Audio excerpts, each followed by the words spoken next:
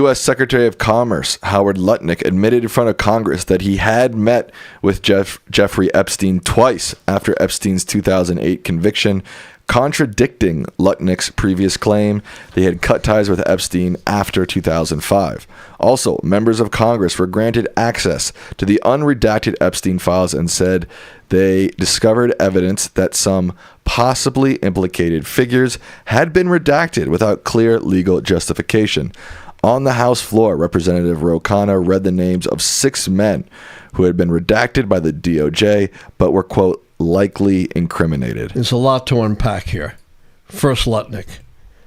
If he was a minister in Great Britain, he'd be out on his tail.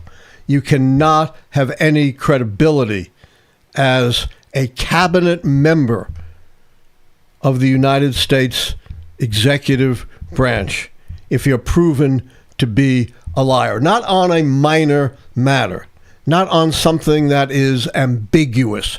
He said, he had cut ties with Epstein long before his conviction, the first one, the sweetheart deal where he was still convicted of a sex crime, said he had cut ties with him before that, and now at least 2 occasions, Sam, right? We found Lutnick in correspondence having ties with Epstein. 2 things here. One, you can't be credible as a cabinet member and lie that blatantly, although in the age of Trump, maybe you can. And 2, if you're involved with Epstein, you have no business representing the people of the United States in the government of the United States. Second thing to unpack is these redactions. Under the law, not some guideline, under the law passed by Congress and signed by whom, Sam? Trump. You're not supposed to redact except to protect victims. Well, as it turns out, you weren't fully protecting the victims. They are screaming and yelling that, identities of victims have been released. While on the other hand, you are redacting things to protect those who are not victims, who are involved with Epstein, and who, according to Ro Khanna, may even be incriminated in their relationship with Epstein. That is absolute dereliction of duty on the part of the Department of Justice.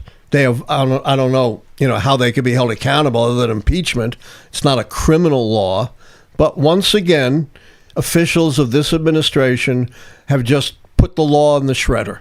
They're going to do whatever they want, and they couldn't care less what their legal obligations are. Not to mention a couple other things to unpack here. Even this latest revelation is more than a month late. They had a time specific to release the material, and then they blew right through it, leaving aside the nefarious redactions and the horrific release of identities of victims. Final point, to pile on this dereliction of duty. Have they released everything, Sam? No. They're talking about 2.5 to 3 million pieces of material that they haven't released, and as far as we know, haven't given a substantive justification like they're supposed to why these are not being released, which can only raise the suspicion that they're hiding more. They've already hidden a lot with these redactions and with these delays and giving members of Congress very limited access. Jamie Raskin, I think, said, given the access we have now, it's going to take us years, many years, to go through all of the material. We need much better access than what they've given us. Right. Aren't they saying that they gave them like 90 minutes at a time to look through it? Yeah, maybe longer than that. But according to the members of Congress, whatever they gave them, at least so far, was not nearly enough. And it's not going to be enough going forward. Massey posted on X this picture of one of the files, and the entire file was redacted except for, I think, like Epstein's names and Maxwell's names, and then one text that said co-conspirator. And he, I guess, had seen this on Redacted, and he posted and he said, I've seen this. There are people written here as co-conspirators. Why is this all redacted? And actually, Todd Blanche, Deputy Attorney General, responded and said, oh, well, there's victims on this sheet, and the co-conspirator who's listed here is mentioned elsewhere in the files, so we're not really hiding anything. I mean, they're really trying their best to completely muddy the waters. Now, apparently, they're going back and they are starting to unredact some of these names. Because they've been revealed.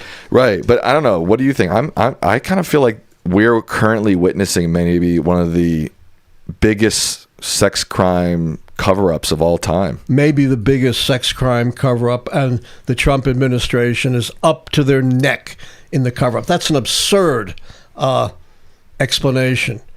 There are some victims. Well, redact the victim. Right. Yeah, but don't redact the co-conspirators. Perpetrators. Yeah. Plus, the fact that they may have appeared somewhere else doesn't mean there isn't useful information on them in what you've redacted. That's a ridiculous argument. I mean, it doesn't even pass the most elementary smell test, does it? No, that's why I said I think we might be witnessing the biggest cover-up of sex crimes ever. And that's just horrific. And the other thing I want to say is people like Lutnick and others who are caught up in the files, Peter Adia, who just got hired as a contributor to CBS and had some of the worst, most disgusting, most misogynist messages. Their explanations are just absurd.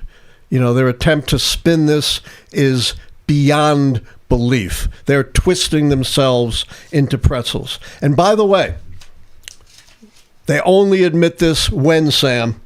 After they get caught. When they get caught. They're not remorseful about what they did, or they would have come clean years ago. They're only remorseful about getting caught, and then they just twist themselves into these ridiculous explanations to try to justify what they've done. And then, oh, I'm so sorry, what a mistake. Yeah, right. The mistake was you got caught. And until you got caught, you said nothing, or you lied like Lutnick and others. Thanks for watching our video. And don't forget to like, subscribe, and become a member today.